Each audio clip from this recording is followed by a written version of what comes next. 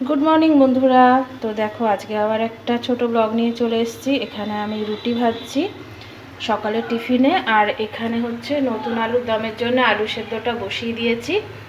তো চলো আমি এক হাতে দেখো রুটি বেলছি আর এখানে রুটি ভাজছি। তো ঠিক আছে, চলো টিফিনটা একদম তৈরি করে তোমাদের দেখাচ্ছি। এখানে দেখো আলুর ঝোলের আলুটা কষিয়ে ফেলেছি, এবার জল দিয়ে দেবো। আর এখানে আমি ডিমটা সেদ্ধ করে নিয়েছি, হাঁসের ডিম। আজকেও হাঁসের ডিম হবে ফুলকপি আলু দিয়ে। তো ঠিক আছে, টিফিনটা করে নিই, তারপর তোমাদের সাথে কথা বলছি। রুটি তরকারি হয়ে গেছে, এখন চট করে একটু খেয়ে নিই, আবার তো রান্না বসাতে হবে। আমাদের তো একের পর এক কাজ রয়েছে, আর কি বলবো।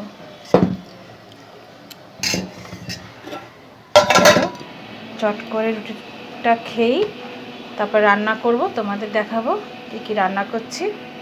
সাথে থেকো, তাহলে খেয়ে নিই। তো এখানে দেখো টিফিন খাওয়ার পর রান্না বসিয়ে দিয়েছি। এখানে হচ্ছে হাঁসের ডিমের আলুটা ভেজে নিচ্ছি। এখানে ফুলকপি ভাজা হয়ে গেছে, আর এখানে হাঁসের ডিম 5টা, আমরা 3 জন খাবো, তাই 5টা ডিম করেছি। আর এখানে শিম চচ্চড়ির জন্য শিমটা ভাজা বসিয়ে দিয়েছি। আমার কড়াইগুলো তো কালো কালো, তোমরা কিছু মনে করো না। অনেক দিনের কড়াই তো, কাঠে রান্না হতে আগে পুরো পুড়ে গেছে, ঠিকঠাকভাবে চলতে পারিনি হাতের জন্য, যাই হোক এরকম কালো হয়ে গেছে, তোমরা কিছু মনে করো না। আর এখানে দেখো এই যে সর্ষে বেটে রেখেছি, সর্ষে দিয়ে শিম চচ্চড়ি হবে। আর এখানে ডিমের আলুটা ভাজছি।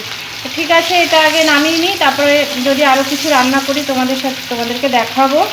আর ছেলেদের জন্য মাংস রান্না হবে, তো ওইটাও দেখাবো, সাথে থেকো তাহলে। ঠিক আছে, রান্নাটা আগে করে নিই। এখানে দেখো আমার ডিমের ঝোল হয়ে এসছে। আমি একটু গ্যাসটা আস্তে করে দিয়েছি, কারণ নতুন আলু তো সিদ্ধ একটু দেরিতেই হয়। তো এখানে ডিমের ঝোলটা হয়ে গেলে আমি এখানে মাংস বসিয়ে দেবো, আর এখানে ভাত হয়ে গেলে ভাত বসিয়েছি। এখানে মূলো শাকটা ভেজে, এখানে দেখো আমার মূলো শাকের বেগুন ভাজা হয়ে গেছে। আমি শাকটা দিয়ে দিই, আর ভাত হওয়ার অপেক্ষা করলাম না, এক এক করে নিই, দেরিও হয়ে যাচ্ছে। এখানে ভাতও আমার ফুটে গেছে, এই শাকটা নামিয়ে মাংসটা করে নেবো।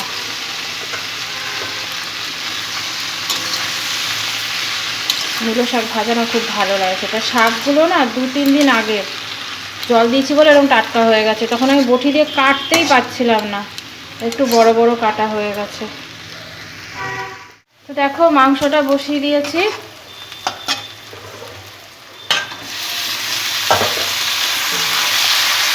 একটু পেঁয়াজ দিয়ে ভাজা ভাজা হবে, তারপরে মশলাটা দিয়ে কষাবো। ঠিক আছে, মাংসটা হোক, মাংসটা হয়ে গেলেই রান্না শেষ। তারপর আরেকবার তোমাদের সাথে শেয়ার করবো কী কী রান্না করলাম।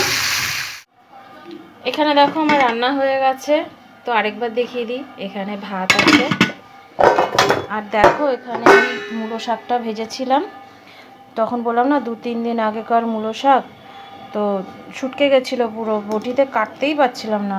জল দেওয়াতে একটু তাজা হয়ে গেল, ভাবলাম ভালোই হবে।